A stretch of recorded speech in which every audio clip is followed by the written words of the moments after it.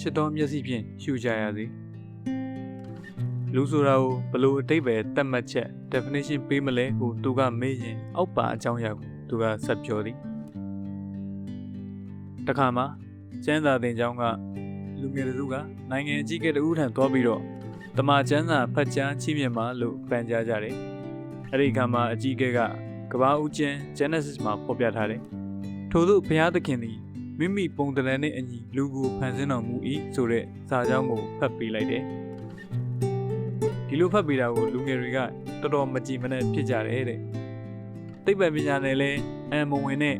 ခက်လဲမမီတော့တဲ့ဒီကမ္ဘာဦးကျမ်းကစာကြောင်းကိုမှဖတ်ကြားချီးမြှင့်ရသလားနေ့စဉ်ဘဝအတွက်အကျိုးရှိစေနိုင်တဲ့စာကြောင်းတွေလူများရဲ့ကိုမှုနှုတ်မှုတွေမှာတန်ရှင်းစင်ကြယ်စေဖို့တတိပေးတဲ့စာကြောင်းစာပိုက်တွေအများကြီးရှိပါလေရဲ့နဲ့ဒီကမ္ဘာဦးကျမ်းကယူဆအဟောင်းကြီးကိုမှရွေးဖတ်ပေးပါလေတဲ့စတဲ့အပြစ်တင်တဲ့အတွေးတွေနဲ့မကြည်မနဲ့ဖြစ်ကြတာထင်ပါတယ်တကယ်တော့နိုင်ငံကြီးကြီးဖတ်ပေးလိုက်တဲ့စာကြောင်းကတိတ်ကိုအရေးကြီးပါတယ်ဟုတ်တယ်ဘုရားသခင်ကလူကိုဖန်ဆင်းတယ်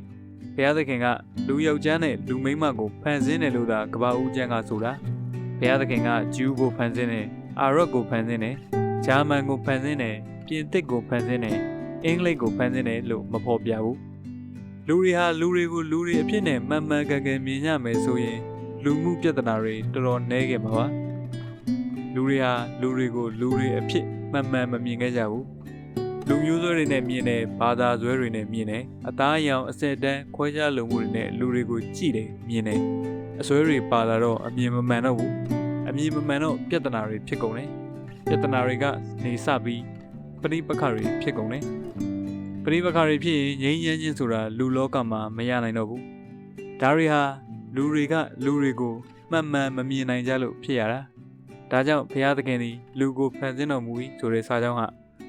အရေးကြီးတဲ့စာကြောင်းဖြစ်တဲ့အကြောင်းကိုအကြီးအကဲကရှင်းပြတော့မှလူငယ်တွေကကြည်နက်သွားကြတယ်လို့ပြောတဲ့ကြားဘူးတာပဲမြန်မာပြည်ကဗုဒ္ဓစာပေတွေမှာတော့လူကိုခန္ဓာ၅ပါးရုပ်ဝေဒနာတဏှာသင်္ခါရဝိညာဉ်ရှိသူမြင်မှုကြားမှု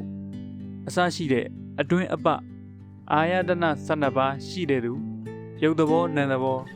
ရုပ်တဲ့နာမ်တဲ့တွေရှိတဲ့သူအဖြစ်ပဲမြင်ပြထားတယ်ဘလို့လူမျိုးဖြစ်ဖြစ်ဘယ်ဘာသာဝင်ဖြစ်ဖြစ်ဘလို့ဘာသာမဲ့သူဖြစ်ဖြစ်ဘလို့အသားအရောင်ပဲရှိတဲ့လူမျိုးပဲဖြစ်ဖြစ်ဆိုတဲ့ခန္ဓာအာယတနာရုပ်တဲ့နာမ်တဲ့တွေစုဝေးနေတဲ့ခန္ဓာကိုယ်တွေရှိနေတယ်လို့မြင်တယ်အဲ့ဒီလိုစုဝေးဖြစ်ပေါ်နေတဲ့လူဟာကောင်းတာတွေလုပ်ရင်ကောင်းတဲ့အကျိုးတွေဖြစ်ပေါ်စေမယ်ဆိုးတာတွေလုပ်ရင်ဆိုးတဲ့အကျိုးတွေဖြစ်ပေါ်စေမယ်လို့မြင်တယ်လူတိုင်းမှာဒီခန္ဓာတွေဒီအာယတနာတွေဒီတသဘောတွေရှိနေတဲ့အတွက်လူတွေဟာလူတွေအချင်းချင်းဘာမှအထင်သေးစရာလည်းမရှိဘူးမုန်းတီးစရာလည်းမရှိဘူးလို့မြင်တယ်ဗုဒ္ဓစာပေတွေမှာတွေ့ရတဲ့လူနဲ့ပတ်သက်တဲ့အမြင်ဟာလူမျိုးစွဲဘာသာစွဲသွေးအရောင်အစွဲတွေကင်းတဲ့အမြင်ဖြစ်တယ်ဒီအစွဲတွေကင်းလို့ဆိုတဲ့လူတွေကိုကြည့်မြင်တဲ့ရင်လူမှုပရိပက္ခတွေအများကြီးညှော်နေတော့မှာအထက်ပါသူစကားတွေကိုနားထောင်နေရင်က